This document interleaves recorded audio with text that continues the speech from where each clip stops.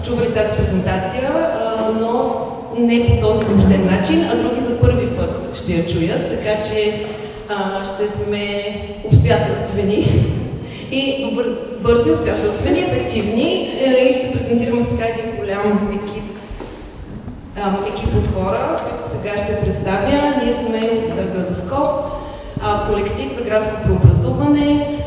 Аз и Адриана Михайлова сме съоснователки. Аз съм урбанист, изследовател, също в Технически университет Цюрих. Адриана е експерт в комуникациите, позната по много градски проекти,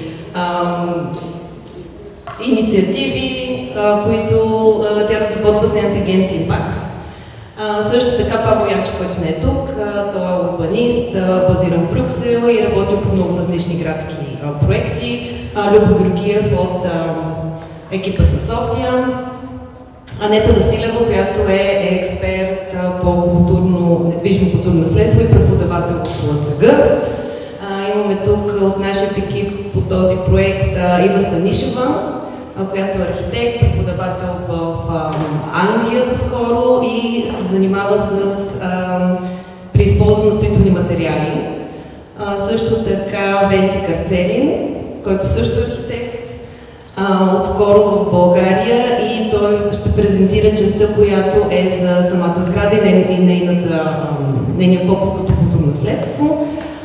Яна Петрова, която ще презентира модела на управление, по който работиха заедно с Любо Георгиев, Неделя Сярова, антрополог, която работи в нашия екип в това да включва мнението на гражданите. Александра Петкова. Александра Алексова, която е урбанист и в момента завършва нейната магистратура в Холандия, разработва нейният бакалавър в Холандия, разработва обществените пространства около Столична гара, които ще презентира Иво Димитров, който се занимава с цялата графична идентичност, както на този проект, така и на всички проекти на Градоскоп. И Виктория Петрова, която се занимава с нашата комуникация, не е на сцената, но много активно работи зад сцена.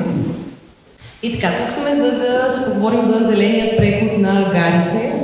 Това е един проект, по който работим вече от 2021 година и включва терените на Столична гара и Подуяне. Ето тук може да ги видите. В началото нашата задача започна наистина по урбанистичен начин, тъй като бяхме поканени от тогавашния главен архитект Здравко Здравко, за да измислим начин, мастер-план, по който тези територии могат да се интегрират в градската част, тъй като всички, предполагам, виждате, че те са една разделителна линия. И тогава, ще остане малко. Тук всъщност в началото гледахме много така отгоре на този целият проект, на карти, информация, работихме с София план също.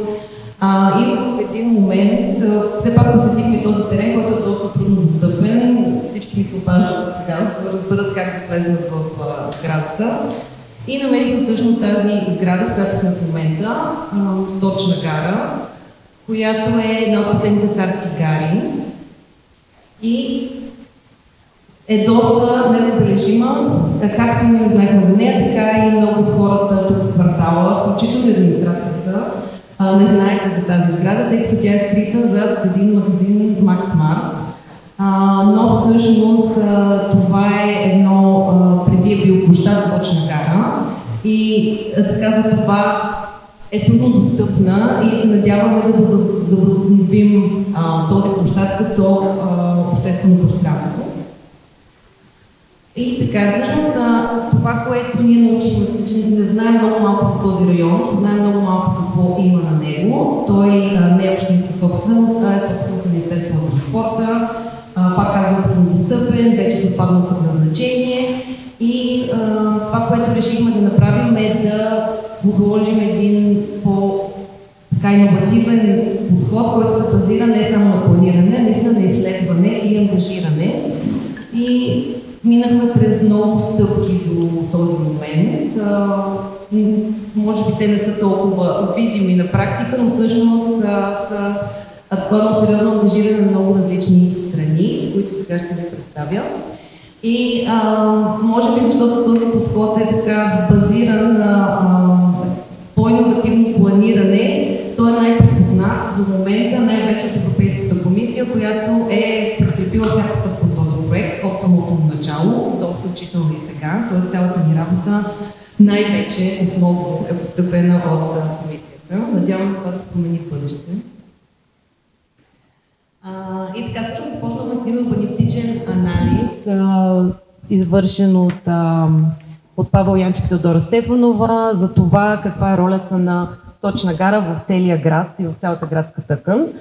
Това са едни изследвания, тук виждате горната снимка, с максималното уплътняване допустимо, нали, в тази зона, ако това се случи. Но всъщност нашият анализ, както и допитването на гражданите, които Неделя ще представи по-нататък, доказват, че София няма нужда от нови такива квартали, а това, което има нужда е пространства, които са свързващи, които са зелени и които имат обществени и социални функции, и това особено в тази зона. Това, което започнахме тогава, бяха ние студентски работилници, 5 катедри на УСГ работиха за първи път заедно по тази тема. Това са от катедра интериор до градоустройство до обществени сгради.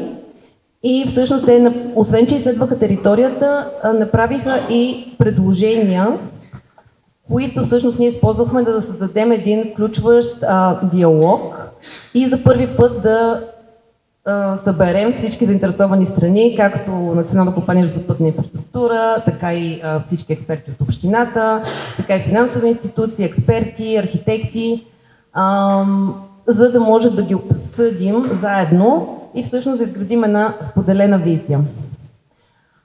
Също това, което направихме, е международен форум и изложба и поканихме и различни подобни проекти от Цюрих и Брюксел, които вече са изминали този път, за да споделят своят опит.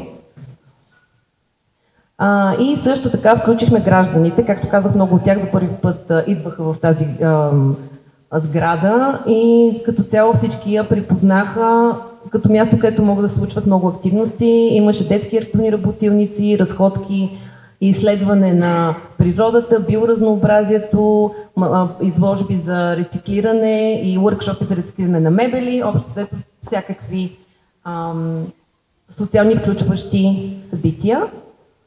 Също така включихме и местните бизнес и артисти. В тази зона, някои от вас може би знаят, има вече доста така ядро от артисти, които се намират тук, в бивши индустриални пространства, с които също работихме. И също използвахме момента, за да попитаме тогава за първи път гражданите те какво искат и най-вече гражданите на районите наоколо. Това са Подуяне, Сердика и Оборище. И получихме страшно много идеи, като пак потвърждение на нашия анализ, че тук има нужда от свързващи функции. Това са паркове, детски площадки, места за събития, нали, всичко, от което столичани по принцип имат все повече нужда. И всъщност на база на цялата тази работа, която беше с 2 години,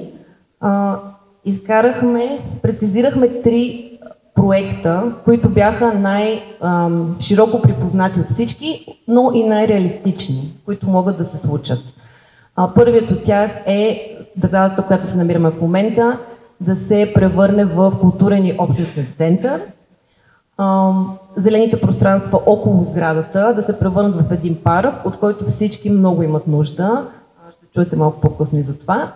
И така една наша амбициозна идея, обаче, която отговаря на историята на мястото, магазиите или складовете, които се намират до гарата, да се превърнат в циркулариум или зона за зелени иновации, т.е. да запазят една производствена функция, която винаги са имали, но освен обмяна на стоки, да се обменят и идеи, които са адекватни на нуждите на градовете в момента. Това означава преизползване, workshop-ове, makerspace и подкрепа на бизнеси, които все повече ще се развиват.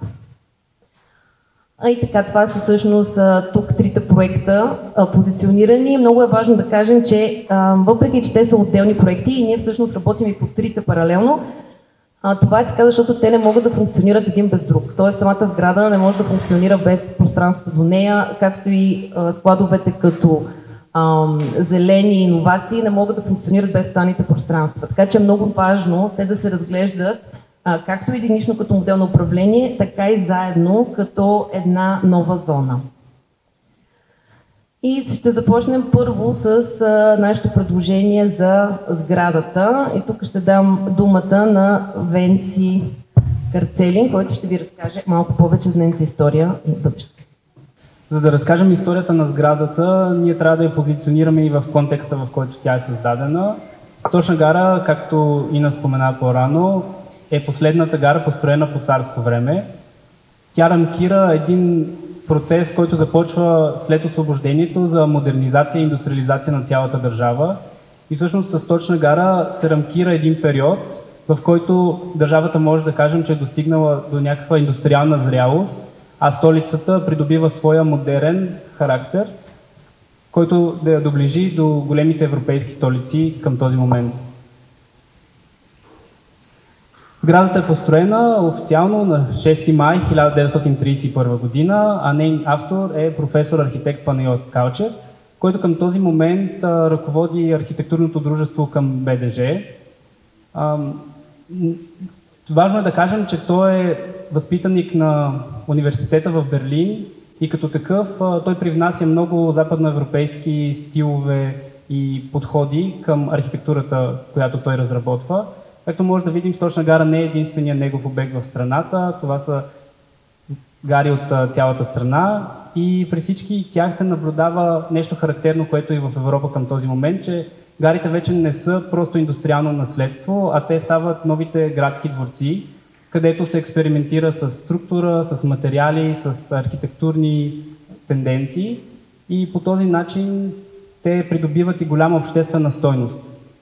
Самата Сточна гара, както може сами да видите, носи белези на различни стилове, през неокласически елементи по фасадите, така и национал-романтични елементи по фризове и различни детайли, през арт-деко ритъм, през сесесионови детайли. Всъщност тя наистина рамкира един много характерен към този момент за България архитектурен стил и може да се каже, че един от изключително важните обществени пространства към създаването си в столицата. За жалост, въпреки своите архитектурни качества, сградата към днес не е в особено добро състояние. Фрагменти от покрива са нарушени, фасадата е компрометирана, част от прозорците са зазидани или са повредени, а пък сами може да видите, че и интериорното пространство не е в най-добро състояние. Това е комбинирано и с още един много голям риск, а именно, че сградата се намира в една зона на града, която е подложена към момента на голям урбанистичен натиск. И тъй като сградата към този момент не е обявена като културна ценност, тя няма нужната защита да устои на напаните този ареал да бъде застроен и трансформиран. Затова е важно ние като екип, че осъзнаваме, че нашата задача е освен архитектурна, тя е и етико-морална, тъй като запазвайки сградата, ние успяваме и да запазим един артефакт от миналото и да го трансформираме към неговия бъдещ нов живот. Големият въпрос беше как да го направим това нещо и това беше и разработката, по която работим последните няколко месеци. А по-голяма степен на детайлност нашия антрополог Неделя Сярова ще ви представи как подходихме към него. Всъщност екипа си задаваме този въпрос, какво правим днес с тази ценност и той движи всички процеси в активацията и нашите опити за опазването на сградата, като в началото, разбира се, допитахме до множество експерти в различни области, включително НКЖИ, БДЖ, общината, районните кметове и други организации с най-различна експертиза. И наистина извода е, че Сточна гара е едно идеално място за създаване на културен център, който почита ЖП миналото, едновременно с това обаче служи в настоящето на жителите наоколо. И когато си задаваме въпроса как да служи на жителите, неизбежно трябва да поговорим с тях. Започнахме с едно качествено антропологическо изследване, тъй като Сточна гара събира 3 квартала – Драс Махала, Оборище и Хаджи Димитър. И с помощта на студенти от Българския университет проведохме 40 задълбочени интервюта, в които разговаряхме с гражданите и разбрахме какви са техните притеснения и желания за бъдещето на сградата. На база на тези резултати, след това съставихме една количествена анкета, която обхваща граждани от по-голям, от района, всъщност от целия град. И по този начин проверихме дали тези предложения имат подкрепата на останалите жители. Като основните желания на гражданите всъщност са зелените пространства, те имат нужда от парк, също така имат нужда от социално пространство, от място, на което да се събират и да разговарят. Изразиха интерес към изложби, към концерти, към кино. Една сцена на открито беше споменавана доста често. И всъщност нашата следваща стъпка в работата с гражданите от квартала беше една работилница, която се случи в процеса на активация този месец. И от нея наистина стана ясно, че жителите припознават пространството, искат да го обживеят, искат да имат достъп до него и то ги вълнува пряко. Като, разбира се, това не беше единствената работилница, която проведохме, и сега предавам думата на Яна, за да ви разкаже за останалите. Първата фокус група, която проведохме с заинтересовани страни, е тази с културни менеджери и артисти. Всъщност имаше представители от различни сектори. Както виждате, имаше от културен менеджер, музика, театър, визуални изкуства и други.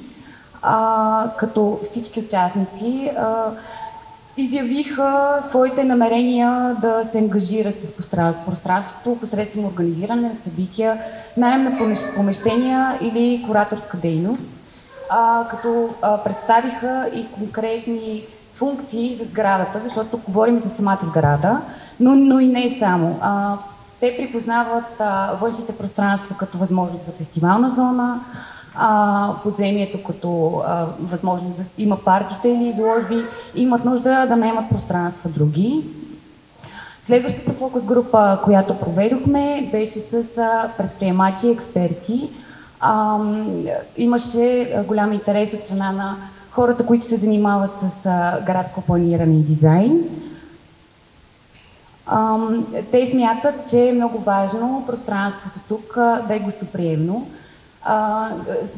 Откриват, че много голяма част от пространствата биха могли да бъдат споделени работни пространства и имат нужда от място, където да обменят идеи, формално или по-официално. Архитектите, урбанистите и други хора, които се занимават с градско планиране, имат нужда от макетно студио. Също така бихме направили тук и книжарница за архитектура и дизайн. И давам думата на Ади. Взето да формулирам предложенията, които са изведени на база тези 3-4 години работа, дискусии, участие на граждани, експерти, заинтересовани страни и изследвания с различни методологии, както видяхте. И общо взето на база на всички тези стъпки, които успяхме да извървим до момента, ние формулирахме едно възможно бъдеще за сградата на Сточна гара като културен и общностен център за градско и устойчиво развитие. Нали, може би, понеже ние сме градоскоп, ние сме забъркани в визия за София и страшно много такива инициативи. Тук виждаме много хора от тази общност и смятаме, че тази общност вече отчетливо има нужда от своето място, където да работи, където да общува, където да организира дискусиите, събитията, конференциите, и въобще всички инициативи.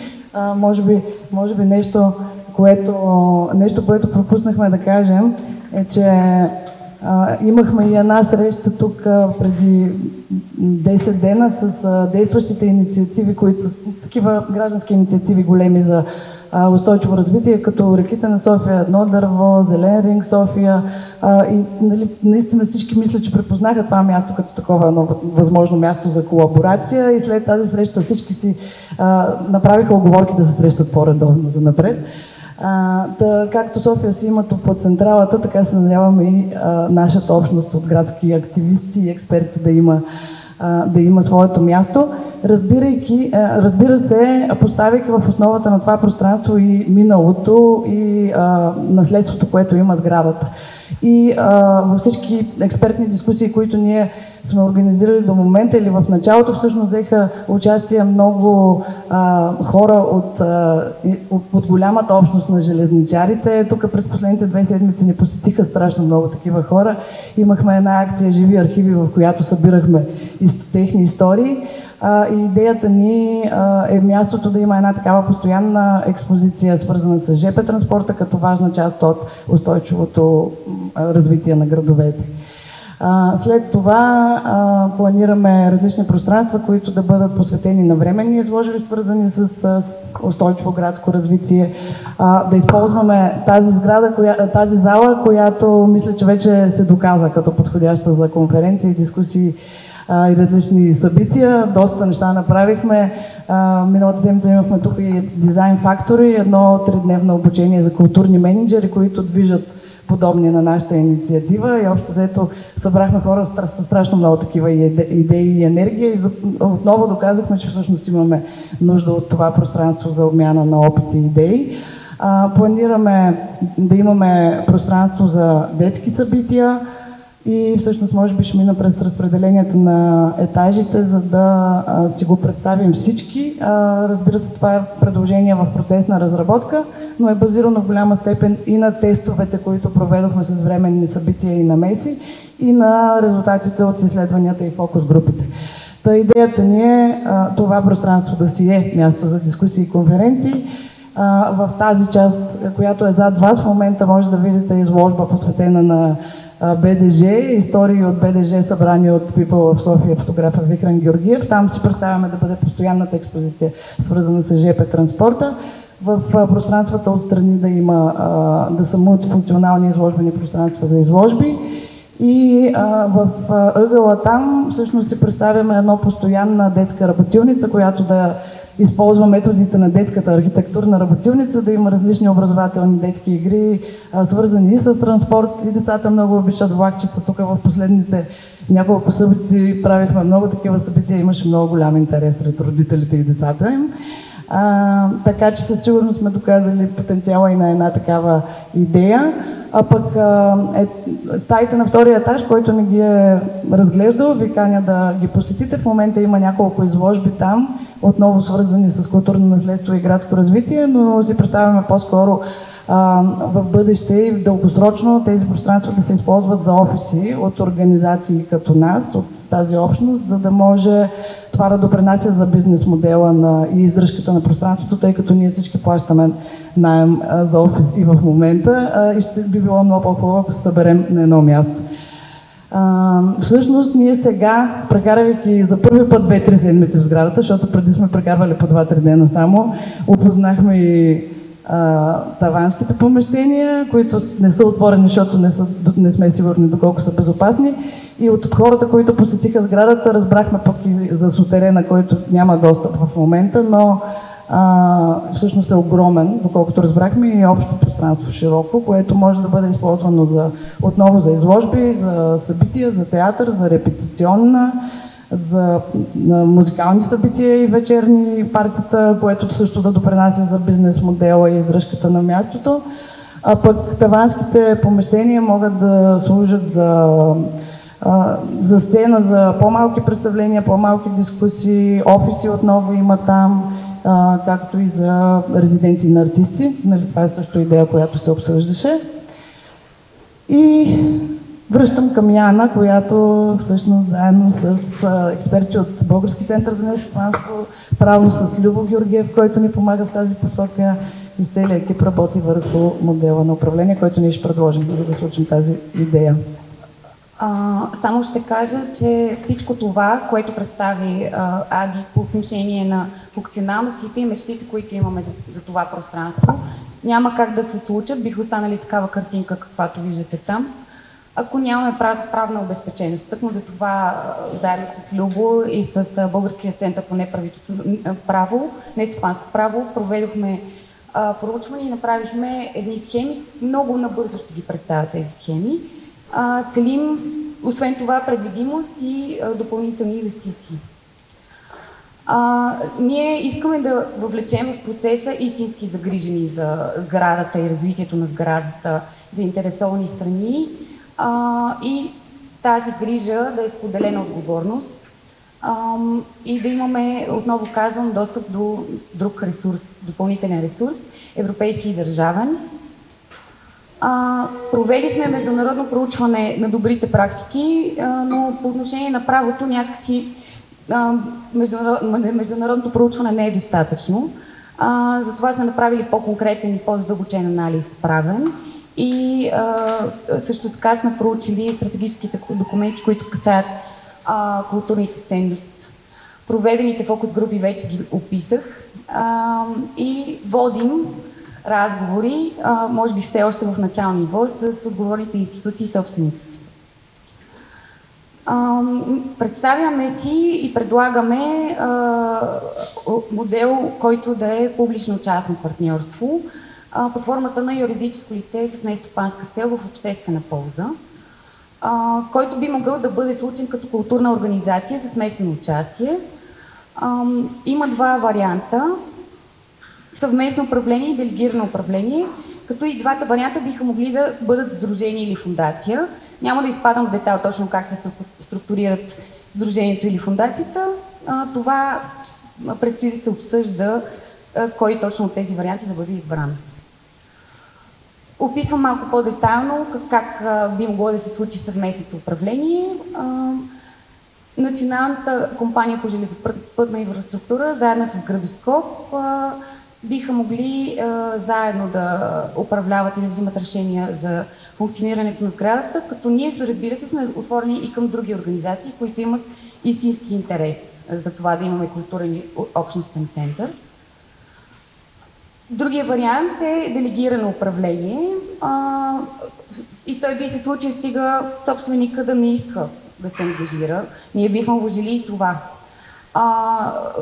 В този случай НКЖ би предоставил управлението на Градоскоп и други такива организации. И давам думата на Ива. Здравейте всички! Аз ще ви разкажа малко повече за идеята ни за Циркулариум.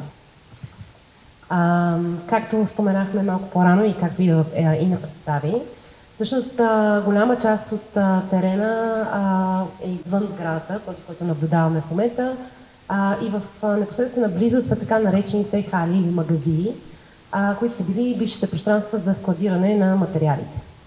Ние като екип всъщност виждаме доста голям потенциал в тях, тъй като вярваме, че те, както са били преди ключова част от системата на организацията на гарите и на стоките, които са пристигали, и така те имат и ключова функция в бъдещите предназначения. Още през 2022 година, като част от експертните работилници, всъщност, както споменаха и други, са включени участници от БДЖ, НКЖ и други бизнес формации, специалисти, урбанисти. И всъщност най-ключовите елементи, които са излязли от дискусиите, са идеята за център за иновация, който да е вдъхновен от терена и всъщност да работи с дадената локация и да фокусираме върху рециклиране на, например, на железопътната инфраструктура. Или така наречения циркулариум, център за иновации и свързане с странични бизнеси и кръгова икономика.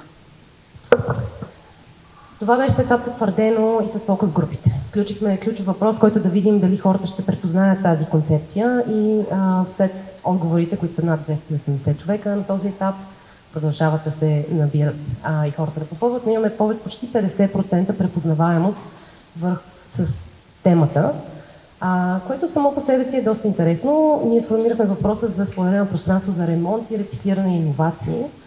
И в дясно можем да видим от графиките, че всъщност имаме не само отговори от прилежащите райони от хора, но и от целия град. И всъщност имаме много интересен диапазон от участници, които са от всички възрастови групи. Защо го споменавам? Защото според мен такъв вид дейност би бил изключително интересен център, притегателен център за активни дейности, в който да включва всички групи от различни райони, което е нещо, което градът може би има нужда. Последва и една така по-специализирана работилница, която направихме с Институт Кръгова икономика. Тя беше с фокус регенеративна трансформация. или какво означава това. Идеята, в която мислим по-скоро системно и в този мащаб, който позволява тази локация, всъщност ние можем да търсим едни отговори, които дадена функция или сграда всъщност помага и зарежда следващи процеси. Демек всички са включени в една обща система заедно. Тези анализи, които бяха направени по време на събитието, също се фокусираха върху това как да преизползваме инфраструктурата, която е в момента на лице, като материали, съществуващи бизнеси. Вече имаме наемател, който е в едно пространство, който занимава с рециклиране, и как това да бъде направено не само за наша изгода като хора, ами как това да бъде направено целесообразно с биологичните видове и природата, която вече съществува на място или е завзела пространството с годините. Някакви неща, които излязоха, всъщност са пример точно на това системно мислене. Халетата, за които говорим, те биха могли да бъдат работилници, място за изработване на прототипи, поправки, рециклиране и други, но те биха могли да бъдат пространство, в което, например, се разработват едни нови варианти на вагоните или изоставените вагони, които имаме на терен. Изоставени в вагоните, които са на терен, дали не можем да ги препознаем, като например кафенета, библиотеки или някакви студия, по-алтернативни, или всъщност да използваме платформите, да видим едни градски термини, които могат да се използват от местни, ученици, студенти, образователни цели, или например кафе или ресторант, което е на мястото. Пчеларство също се връзва, абсолютно следва същата стъпка, наблюдателници за птици, тъй като има голямо биоразнообразие, и идеята за свързаност с други гари, което беше тази идея за конективност. Сега всичките концепции могат да звучат леко абстрактно, но ако те бъдат поставени в една дългосрочна рамка и перспектива, с едни фокуси, ние всъщност може да извлечем от тях ползи като намаляване на въглероден диоксид, намаляване на отпадък, който е за града, намаляване на топлинно затопляне, подобряване на физическо здраве и психическо на местните и на други, разбира се, ползи, които бихме могли да имаме като създаване на активна общност. Така че излизат извън параметрите на физическото съществуване на мястото. Даденото предложение, което имаме, което Ина спомена по-рано, всъщност е наистина да преоткрием, стъпвайки върху историческия елемент на пространствата и какво те са били и каква била функцията, или по-скоро център за разпределение на ресурси и на енергия, то те да бъдат център за разпределение на умения, визия и иновация. Или по-специфично пространства, студия, център за поправяне, библиотека за материали, пространство за наем, изложения на продукти, които се произвеждат там, и всъщност това да стане един хъб, в който може това да се случва и не само да се тестват идеи, а да се пробват и на практика. Ако ги погледнем в една малко по-голяма рамка, освен цели на ООН и Европейски съюз, които имаме като таргети, което е климатична неутралност до 2050 година, София конкретно си е задала цел за климатична неутралност до 2030 година. Доста амбициозна задача. Това също е отразено и в визия за София. В дясно виждате диаграма, която се фокусира специфично върху икономиката и може да видите термини като кръгова икономика, регенеративен дизайн и други в нея. Така че амбициозният план на София също е довел това да сме част от мрежи като Net Zero Cities, C40, Circular Cities и други. Така че ние виждаме едно голямо препокриване върху тези цели и тези, които ние разглеждаме и как ние се включваме в тях. Смятаме, че този проект наистина би могъл да бъде една стъпка в общата посока за реализирането на тези цели. Как виждаме това да се случи? Локална европейска мрежа. Ние вече работим активно с най-различни местни организации, бизнеси, НПО-та, университети и всъщност виждаме възможност да колаборираме и с международни такива, както университети, така и големи организации, които се водят лидери в иновацията и специфично кръговата икономика, като Ellen MacArthur Foundation, Donut Economy, Action Lab, Wellbeing Economy, няма да ги споменавам всичките, но те са истински лидери, ние имаме пряка връзка с тях и наистина виждаме едно сътрудничество, което да може да ни помогне да се фокусираме, да търсим практични решения, обучение и споделяне на информация, за да можем да го реализираме и в София. Това са няколко примери, няма да минавам през всички тях, но това са примерите, към които ние се целим. Брюксел, Лондон, Бордо и Париж. Такива локации с подобно задание вече съществуват и не само, че са много успешни и разпознаваеми от местните, те привличат страшно много туристи. Така че надяваме се да можем да погледнем с малко по-голям мащаб и да зададем правилните цели в правилния момент. Сега ще предам нататък за пространството и за парка. Благодаря ти много, Ива, за формулирането на тази доста по един разбираем начин на тази наша амбициозна идея, която обаче наистина си е реалност на база на това какво Столична община си е поставила като цели. И сега аз ще ви кажа, аз и Александра, набързо за това какво наричаме ние парк Сточна гара, тъй като както аз казах в началото, тези проекти и двата всъщност трябва да се разглеждат заедно с пространството пред тях, което в момента, както виждате, са едни железопътни линии, както Венци каза, нали, до началото тези линии са се използвали за донасяне на стоки, които в момента са изцяло изнесени от града, нали, т.е. градската логистика вече е по-скоро извънградска. И ние сме се озовали с такива терени, които не са използвани, всъщност разделят градът. Паркът беше тема, т.е. не сме си го измислили това име, ние самите парк Сточна гара. То дойде от първата работилница, която реализирахме през 2022 с много различни експерти. Ставаше въпрос за обществени пространства и връзки. И всъщност всички казаха, че има нужда от такова пространство тук. Както виждате, участваха както представители на администрация, така и много организации, които се занимават с мобилност, транспорт, обществени пространства. Бяхме включили и училищата наоколо, тъй като имаме много училища в района, които също страдат от тази липса. И така идеите от тогава, предложенията са линейен парк с дизайн, паркове, ЖП музей, разбира се, дойде от железничарската гилдия, който също може да се реализира. И ние на базата на това продължихме тези проучвания с анкети сред гражданите, които Неделя осъществи. Пак тук виждате, всъщност паркът, така, почнахме да го наричаме в един момент, е най-желаното и препознато предложение от всичките ни до момента. Казвам включително и като човек, който живее в района. Наистина този район няма зелени пространства и въобще не е изненадващо, че всъщност всички тук ги искат. Също като казвам всички тук, това означава и районната администрация.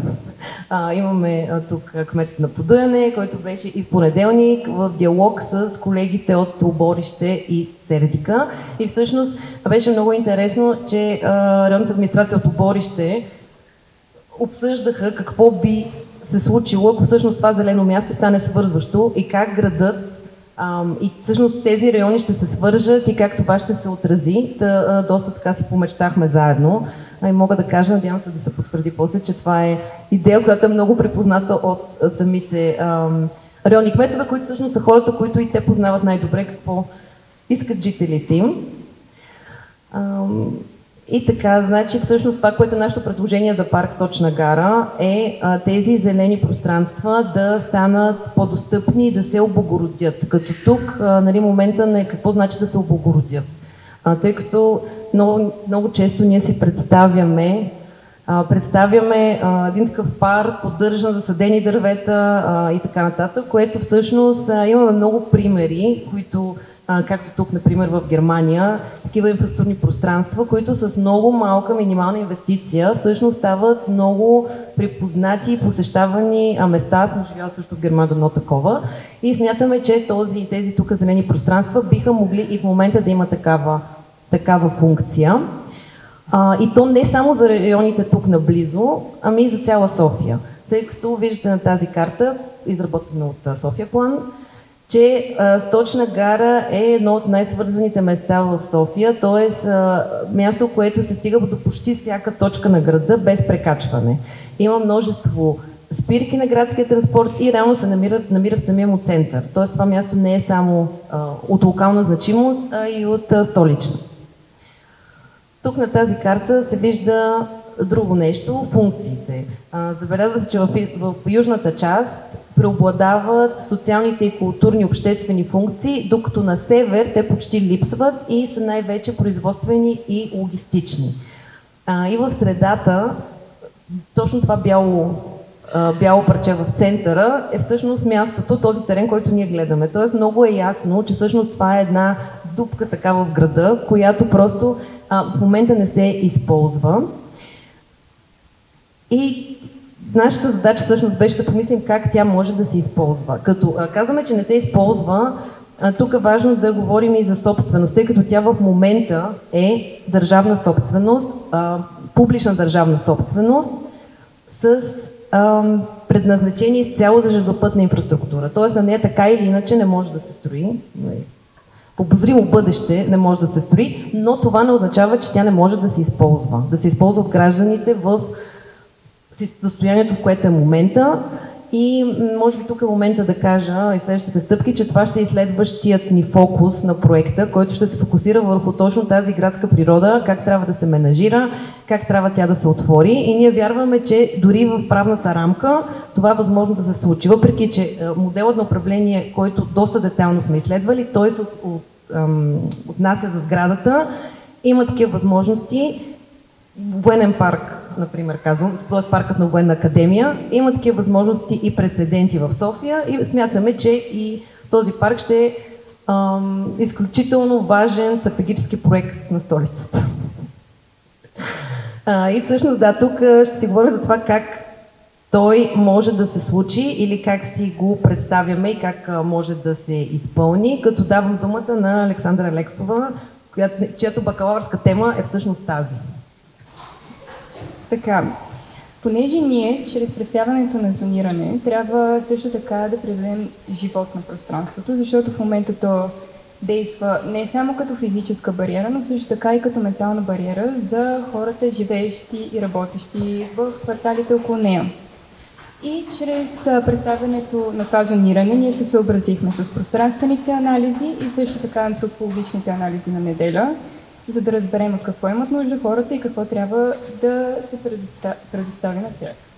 Като ние имаме основен фокус върху точно тези зелени публични пространства и културната зона на Столична гара. Също така предлагаме смесена зона, за да можем да поддържаме икономическата издръжливост на зоната.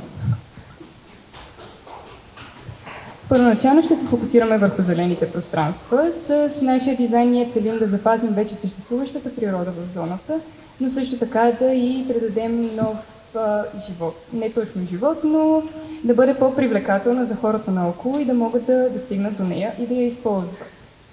Като може да забележите, идеята е не само да има различни функции, като тя ще има и активни функции, но също така и места за отдих на хората и ще бъде в протежението на цялата линия и от всеки една част от парка може да се стигне до другите краища.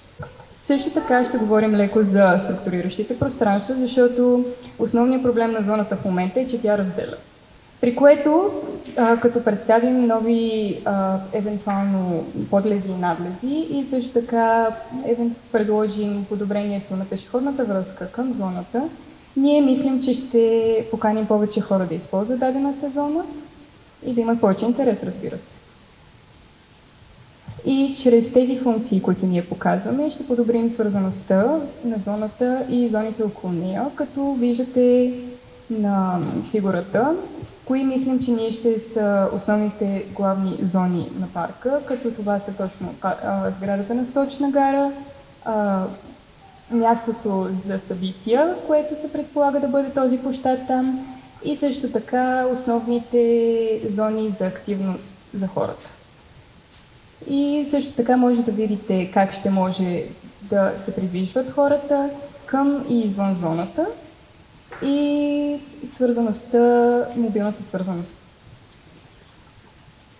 И също така предлагаме да включим и ЖП гара в ъгъла, която може да бъде като мобилна връзка, транспортна връзка към извън София, но също и към Централна гара в София. Мерси. Сега, това е една така мечта доста на много хора, които се занимават с градски транспорт, да има София една градска железница и се надяваме това да се реализира и си представяме, че тук би било едно много подходящо място това да се случи. Свършваме след малко, не се притеснявайте.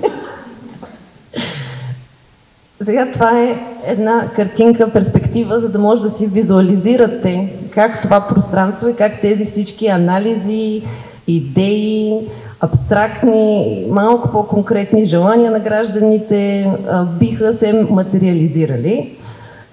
И тук всъщност как трите сгради проекта биха изглеждали и биха работили заедно и според нас тази картинка така добре го представя. Като тук през цялото време говорим за културни ценности, както и за модели за устойчиво управление, така и за устойчивост икономическа. И всъщност идеята е, че всяка от тези сгради, които в момента всъщност не носи толкова много икономически принос, тъй като не се използва, всъщност могат да, от една страна, да допринасят много за града и за самите граждани, от друга страна наистина да носят приходи. И ние направихме фокус групи и може би тепърва на база на тези фокус групи ще продължим да си говорим с различни заинтересовани страни, тъй като и за нас дойдоха много идеи. Например, пространствата, оказа се, че София няма никакви пространства за събития. И тук, например, на мен ми звънят непрекъснато за какво се случва с тези пространства, могат ли да се наемат. Има страшно много и интересни предложения, например, от градско земеделие, ресторанти. Тоест, това са такива неща, които са синергии. Ние не сме си ги мислили, може би, по този начин, но затова и сега тестваме и представяме тези идеи, за да видим каква ще е обратната връзка и какво ново може да се направи. Както виждате, много е важно този ареал целият да стане достъпен с един така вход, за да се вижда от града и това надяваме се да се случи в един момент. И така, идеята е центърът за обучение на НКЖ, който се използва.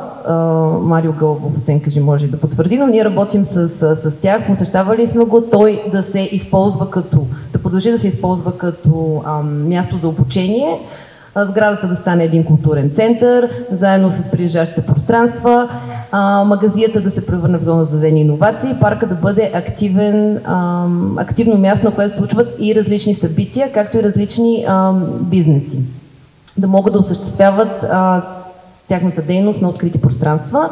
И също така имаме една зона с смесени функции. Това е единственото, което смятаме все пак, че трябва да има обживяване на тази зона, която да е 24 часа, за да може тя да функционира, а за да не е такова едно пространство, което функционира само на определени моменти. Да, за събитията, да. За концертите и за фестивали има страшно голям интерес. Трябва вече да се провери шума, но всички страшно много го припознаха това място, като може би тук нямаме други районни кметове. Да, но изключително голям интерес има към тях и може би това е нещо, което ще проучим по-специално в бъдеще. Това са референции, т.е. това са неща, които са се случвали на различни места. И това са проекти, казваме като референция, за да може да си представите също как може да изглежда такова място. Това е проект в Цюрих с швейцарските железници, които всъщност ни посетиха тук един път. Вече имаме още такъв проект с френските железници в Париж, които са направили.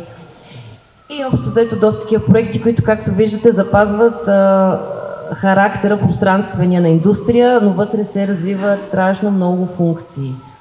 Тоест една такава адаптивно преизползване.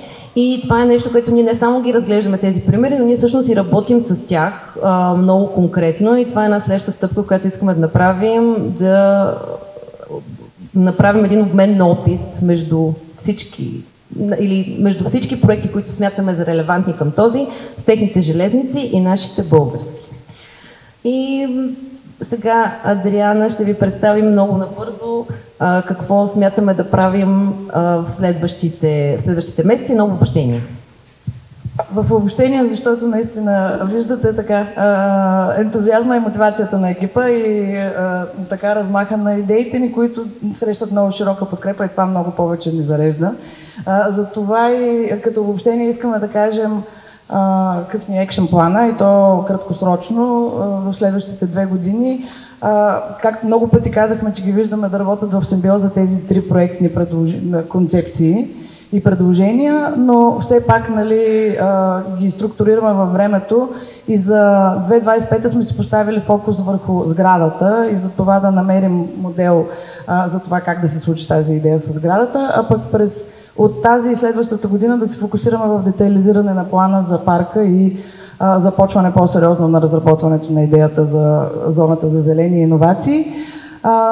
Като стъпка едно Сточна гара за тази година ние в следващите 2-3 месеца ще имаме на база на всъщност ние тия 3 седмици със слогана Нов живот за Сточна гара отворихме гарата за много събития, правихме горе-долу по 2-3 събития всеки ден, за да тестваме интереса и да събираме обратната връзка и сега имаме нужда да я осмислим и обработим тази обратна връзка, за да финализираме функционалната концепция за това как ще се използва, как може да се използва сградата.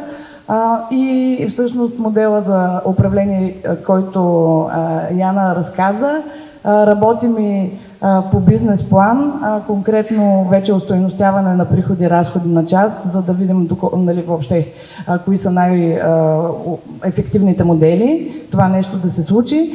И правим ориентировачен план за ремонтните дейности, колко ще струват, за да видим колко пари търсим като начало за връщане на живот, към истински живот на сградата, защото не може само с химически тоалетни да продължаваме.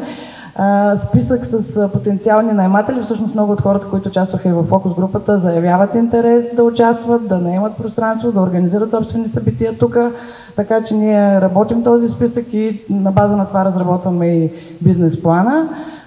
И списък с възможности за финансиране. Разбира се, както казахме вече, ние работим в европейски мрежи и европейски проекти, но проучваме и всички други възможности и за локално финансиране, инвеститори и така нататък. И най-важната стъпка да разработим едно споразумение с отговорните институции за това как продължаваме. Това е във времето, общо взето до октомври се надяваме да сме си поставили ние наш вътрешен дедлайн за това споразумение, след като вече сме обсъдили и с Министерство на транспорта, Столична община, всички възможни институции, всички заинтересовани институции, искам да кажа, предните стъпки, модела за управление на бизнес плана и въобще, най-вече това. Като след това или паралелно през 2025-2026 работим и по по-широки обхват, парк и зона за зелени иновации, като следваме общо взето същите стъпки. И за него си поставяме за срок до година да имаме функционална концепция, но пак на този принцип, включващо градско развитие, да сме тествали много от идеите и предложенията, които даваме. Да направим пак правен, защото това, което Яна разказа като правен модел и предложение, то касае само сградата, но ще продължим това изследване и за цялата зона, как може да функционира като модел на управление.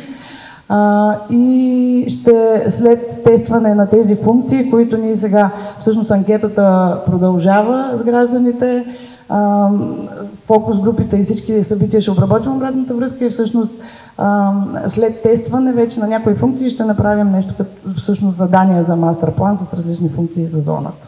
Включително зона за събития и концерти, спортни, детски площадки, бизнес начинания, които да допринасят за бизнес модела също на функциониране на цялата зона. И разбира се, както сега, ще го представим и обсъдим публично, за да съберем обратна връзка и финализираме и се надяваме и по тази част също да гоним споразумение. Общо взето това, което пропуснахме да кажем, може би, че по един от проектите, по които работим от март до май, имаме и артистични резиденции, които ще бъдат посветени точно на зоната, на връщането и към живот, на нейната екологичност. на природата, нали, ще целят да насочат вниманието на гражданите към тази зона отново и през летния сезон до година да правим и временни трансформации в зоната, за да можем да финализираме, да разширим обхвата върху цялата зона.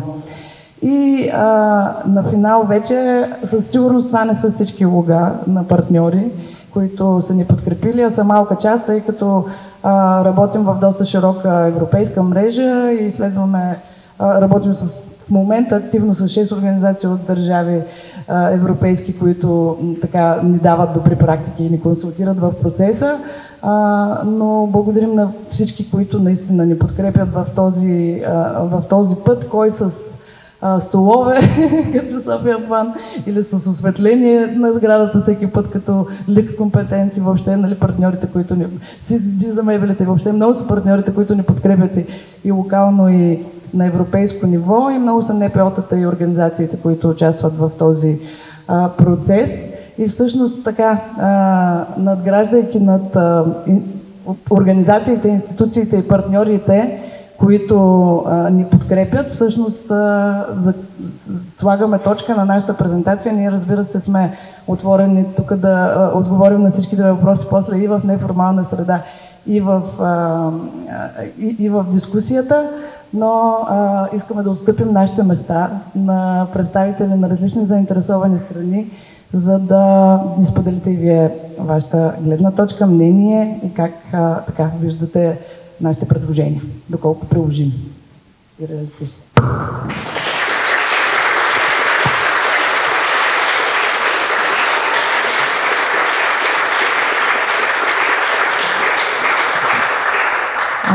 Заповядайте, ние много благодарим на инженер Марио Галопов от НКЖ, който е поддръжник на нашата работа от самото и начало на инициативата и наистина много ни помага да я движим напред.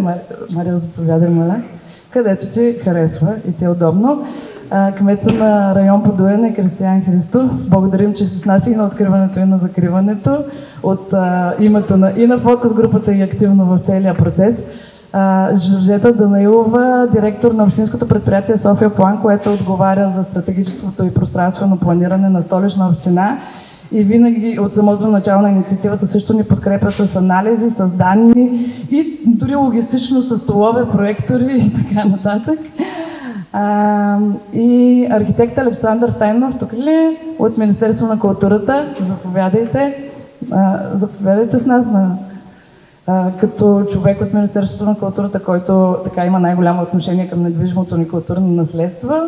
Любо Георгиев, моля, заповядай. Ясно е, че той участва във всяка такава важна градска инициатива, свързана с градското развитие. Весела Кондакова, като административен директор на Топоцентралата, всъщност тя също много ни консултира в процеса и черпим опит от Топоцентралата, като една такава успешна инициатива тръгнала от долу нагоре. Борко Чучков пътува от Пловдив и не знам дали ще се присъедини с нас, но идеята беше той да разкаже за друга случваща се голяма инициатива в квартала, Чистилището, което е също така частен център за култура. И ако искате да започнем с това, да ви помоля, може би от домакините, Марио и Кристиян, да коментираме предложенията, първи впечатления от това, което ви разказах, въпреки че ви познавате някаква част от презентацията, сега тя беше надградена на база на последните ни експерименти, опити и изследвания. Затова ще сме благодарни за вашата непосредствена обратна връзка. Уважаеми гости, уважаеми приятели, млади хора, от името на Национална компания за пътна инфраструктура, първо искам да се извина, че в това топло време не може да осигурим условията за един летно прекрасно създаване на събитието.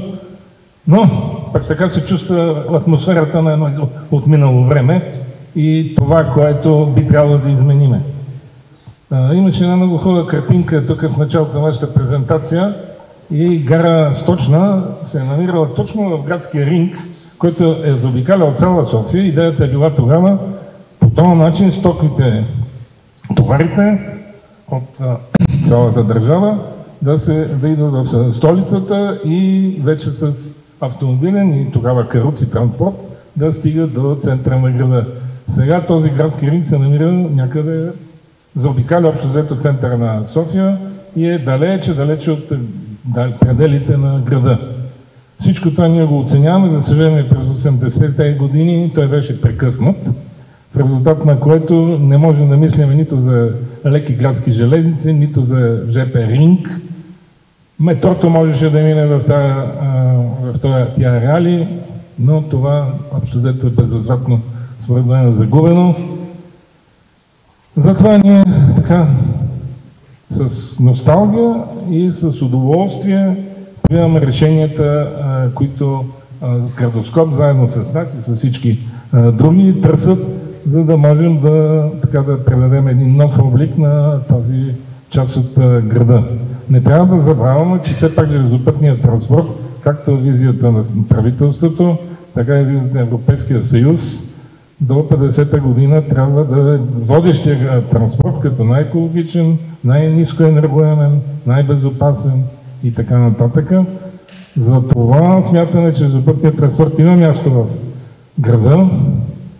От време на време чувам тук там разговори, че колозите разделят града, разделят градовете. Това не трябва да се допуска никога да се говори, защото там, където има линия, там се създават градове, там се раждат нови агломерации и всъщност гарата е място за социални контакти, както би трябвало да стане и тази гара, както е замислена някога. Там главните улици на всички градове в Европа и в България водят към гарата. За съжаление, сега не всичко е така, но трябва да вървим в тази посока. Ние в железопътната инфраструктура съзнаваме, че нещата в света се променят, хората търсят повече динамика, повече движение, бързо придвижването на място на друго, както между градовете, така и в самия град. Така че смятам, че инициативата на колегите от Градоскоп е интересна. Ние участваме активно. За съжаление нямаме финансовите средства и лостовете да помогнем заедно в тази добра идея. Най-важното е обаче, хубаво е тук, че сме се събрали от различните институции, липсва Министерството, виждам от ръководството на голямата община София, но ако нямаме гаранциите на Министерство на транспорта, на министър-председателя, на град София и неговия кмет и на всички тук присъстващи, няма да успеем нищо да направим. Най-много някой мол да изникне тук след някое много време.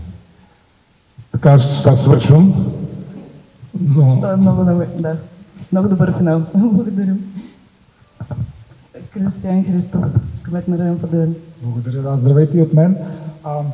Аз ще кажа нещо, може би в продължение, но и малко по-оптимистично също така, защото от презентацията лично за себе си запазих, може би, две основни теми, две послания, които за мен са ключови. Първото е включването на местната общност.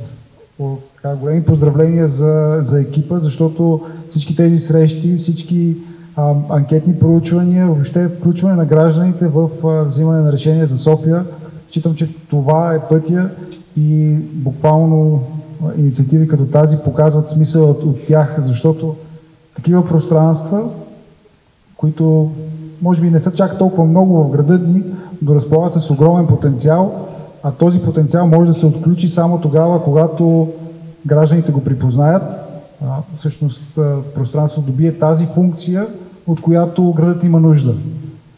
Нашите квартали, не само Подуяне, но бих казал Сердика със сигурност, отчасти Оборище, колкото сме близко, толкова имаме и различни потребности.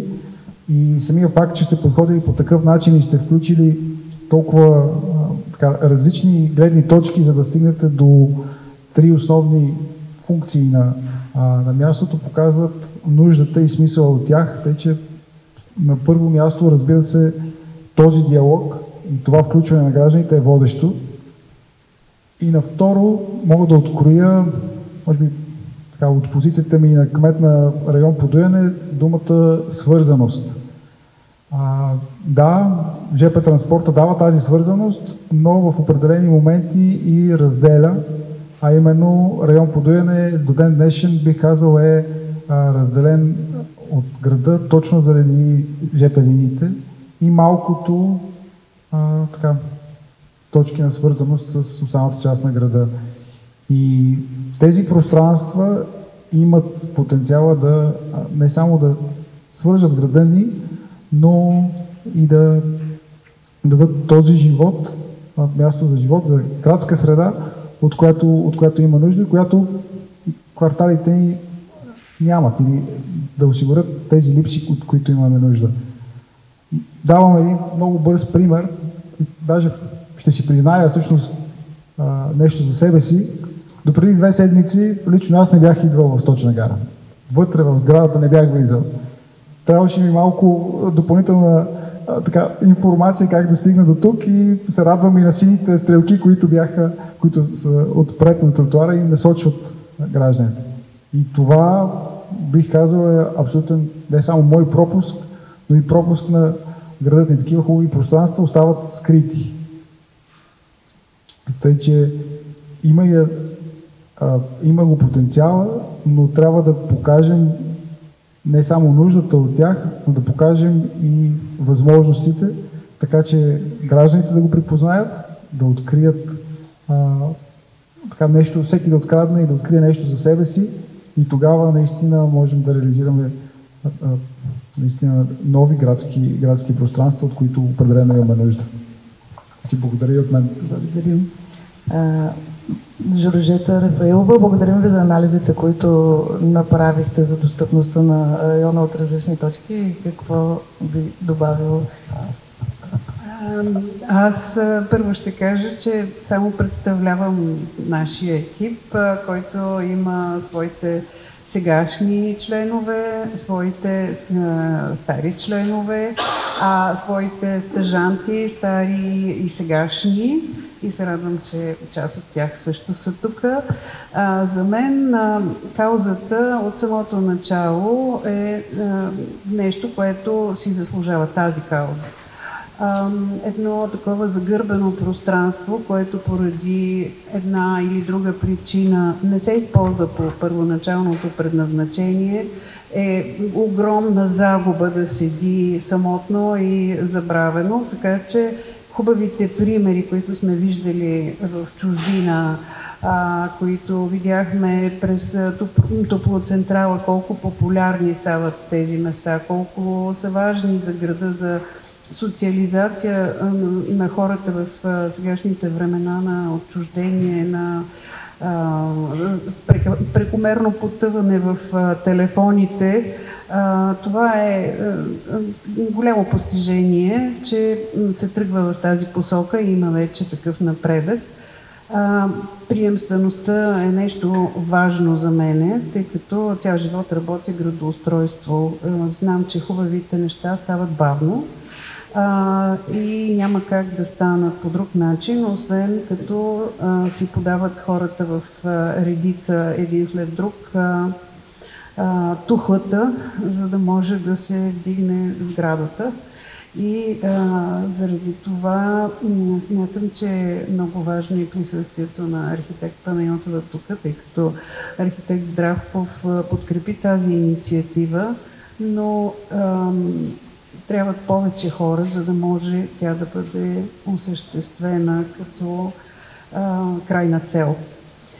Приемствеността е и тук на тая редичка, защото първоначалната подкрепа за тази инициатива тръгна от Любо Георгиев като директор на София План.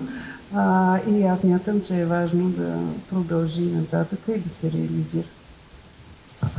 Благодарим. Това в динамичната политическа обстановка в България е много важно послание.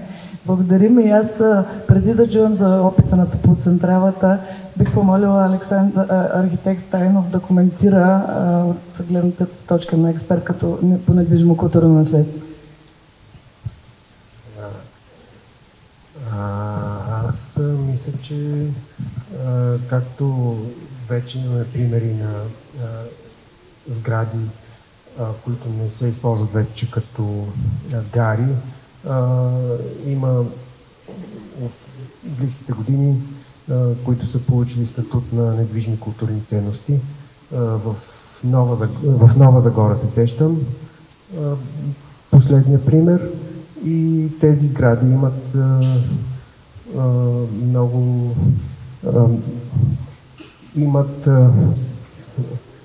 своите характеристики на недвижими културни ценности. Така че безспорно и тази според мен може да се направят постъпления да получи статут. Също за района съм запознат с идеите на бившия завод Мраз, също за развитие, като с идеята да получи нова функция и той е тук в непосредствена близост. Така че личната ми позиция изцяло подкрепям тези идеи и възможностите за развитие на територията. Благодарим ви, със сигурност ще ни е необходимо активно съдействие и диалог и с Министерство на културата, така че ще разчитаме на вашата подкрепа и за в бъдеще. Весела Кондакова е човек с опит в много инициативи за създаване на съвременни културни пространства и така, ако можеш да коментираш чутото днес от твоя гледна точка и на база твоя опит. Ами аз по-скоро в ролята си на гражданин сега участвам днес и всъщност за това смятам да оставя в пространството няколко въпроса. Първият от които, разбира се, ще се опитаме ли да го придвижим за културна ценност, което ще доведе своите затруднения по пътя на ремонт, да речем. И те ще са доста сериозни. Тоест, трябва, когато се формира финалния кръг от действащи лица, защото в момента Градоскоп е основно действащо лице, но на финал може да се окаже, че някакво партньорство с район или пък с Столична община, или там, когато се оформи този финален екип, който ще движи, ще се тръгне пътя да добие статут на ценност или не, за да могат да се разработят съответните планове, защото един вариант може да се окаже много по-скъп, много по-бавен, т.е. може да се забавят някакви планове. И аз се надявам, че ако не се предприеме този път, може пък тогава да разчитам, т.е. тогава обращението ще ми е по-скоро към гражданите и към нас, активистите. Имаме ли коража и енергията да сме достатъчно настойчиви като хората в Нова Загора, т.е. да предпазим обекта, да се запази такъв какъвто е, т.е. пространството с всички сгради, без да е ценност, т.е. да може да се ползва и да се поддържа в най-добрия му възможен вид. Сегашния с ремонтите там, които са нужни, което аз намирам за най-краткия път към успешната преупотреба на сградата.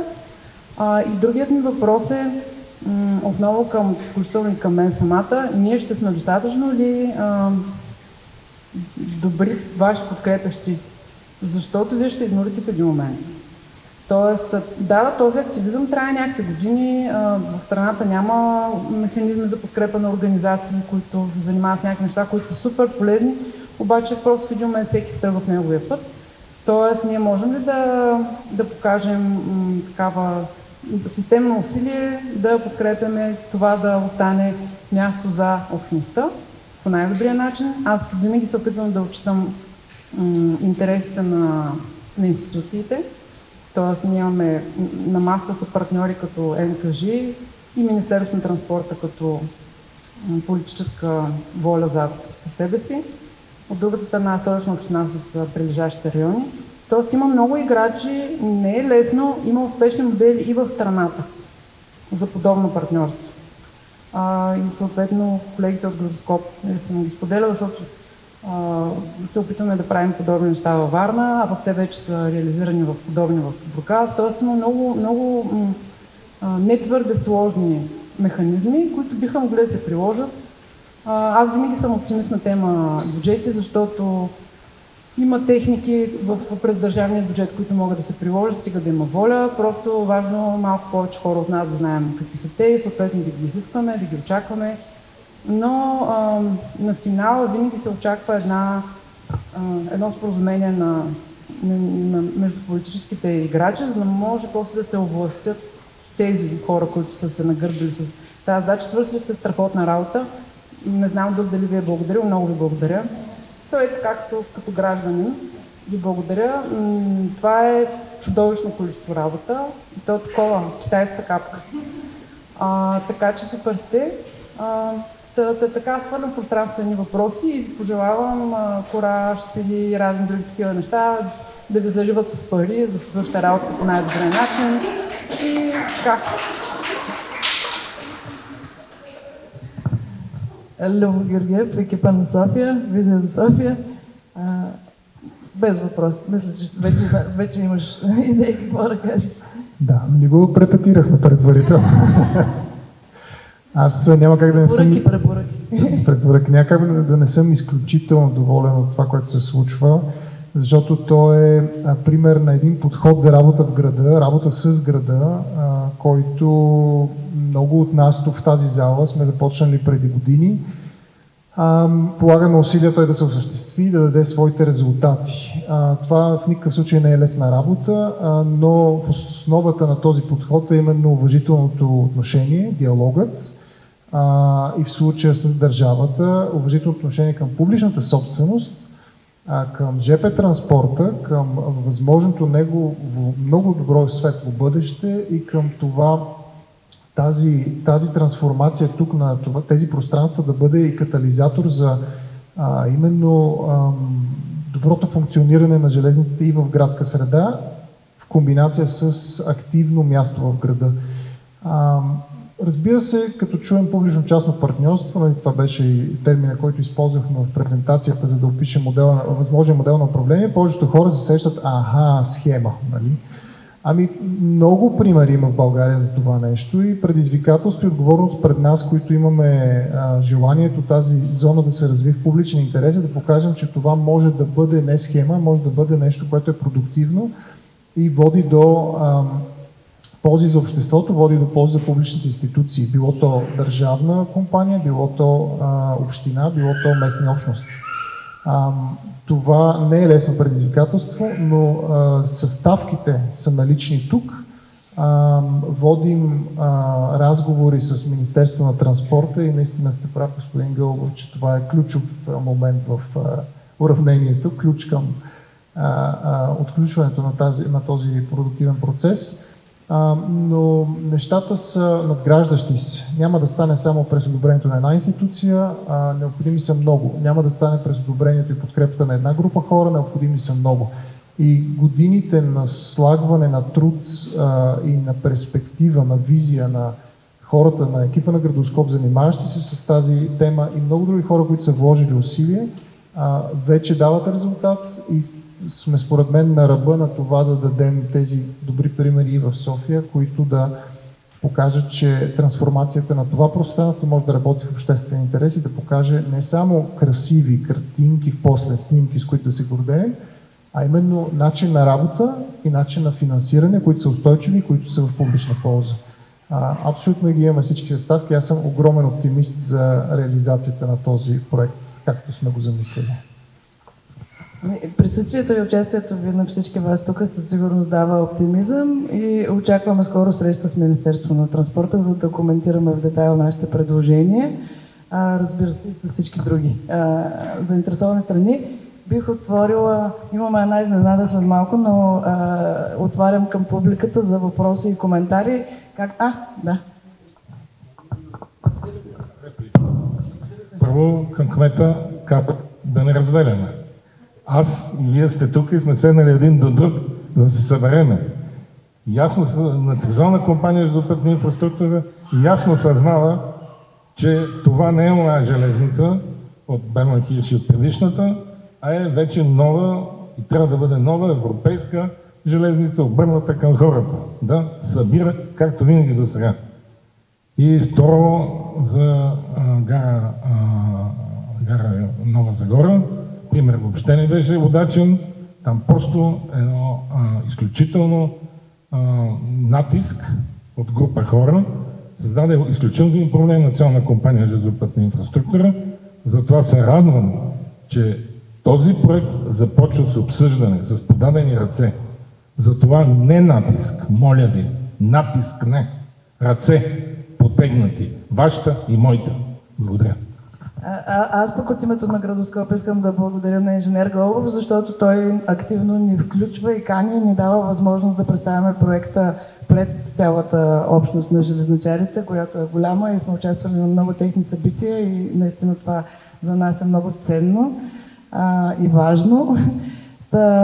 Някой от тук присъстващите, ако иска да добави нещо или някой от публиката.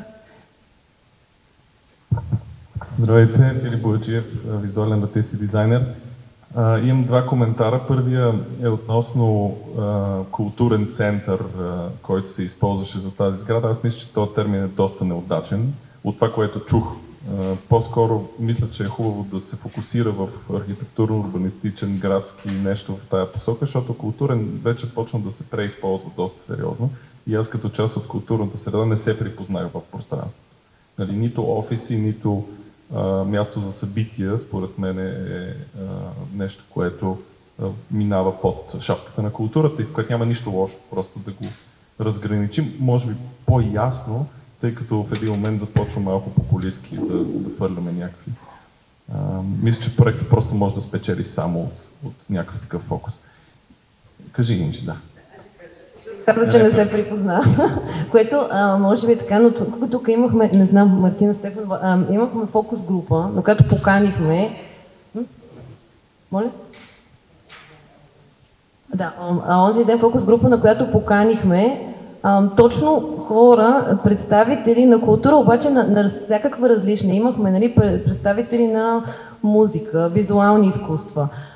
И всъщност идеята е, че точно искахме да видим кой какво търси, кой какво, нали, се припознава и всъщност всеки, нали, припозна някаква част от сградата, нали, не цялата като едно нещо, но например припознаха, нали, различни части и ние в тази посока работим и сме мислили плана да има за различни организации място, като това, нали, което беше, после пък, нали, архитектите, това, което казаха, защото направихме фокус група точно за архитекти, нали, на която да имаше и повече хора и всъщност това, нали, което е много предимно на тази сграда, всъщност тя е много уникална в София, т.е. такава въобще, която я има, то даже и нова няма така да се построи, че има много различни пространства, които са с различен мащаб и които могат да бъдат с различни функции. И това е нещо, което... И аз се припознавам в нея, не ме разбирай погрешно, супер е. Просто спрямо това, което чух и някакси може би разговори или по-скоро разказа трябва да бъде или разделен, или по-ясен къде ще се случва това. Защото ако това е културен център тук, пък говорим за офиси, нали, и за коуъркинг, не е културен център. Затова имам по-скоро предвид. Иначе, че възможности има, това е видно за всеки. И другия ми коментар е по-скоро, няма да го определям, просто ще го кажа. И ще завърши с въпрос към Любо. Надявам се да не ми се обидите всички други, освен Любо. И не, извинявам се, и Весела Кондакова е там, ще удара линията по-скоро към хората, обвързани с държавна и общинска администрация, че тези разговори сме ги слушали дълго време и за мен лично са абсолютно безвкусни вече. Някакви такива, колко ще е хубаво, колко... Това го виждаме всички. Екипа, който стои зад проекта, безспорно е доказал компетенциите си през годините. Това, което е по-интересно обаче, според мен, е има ли шанс наистина да се случи това нещо? И не знам, Любо, дали ще можеш да ми отговориш, но в проценти има ли шанс наистина да се случи и до каква степен това нещо? Сега да закупа процента. Бих казал около 72% шанс. Като той може да скочи драстично след срещата ни в Министерството на транспорта. Разбирам това, което казваш. Наистина, даже имаме по-скоро прецеденти, в които подобен тип дискусии се използват за замазване на очите и как всичко звучи прекрасно. Но тук зависи кой стои зад тази инициатива, какво е вложеното време и какъв е назад опита. Да. Мисля, че по принцип на всички ни се ще нещата да стават по-бързо.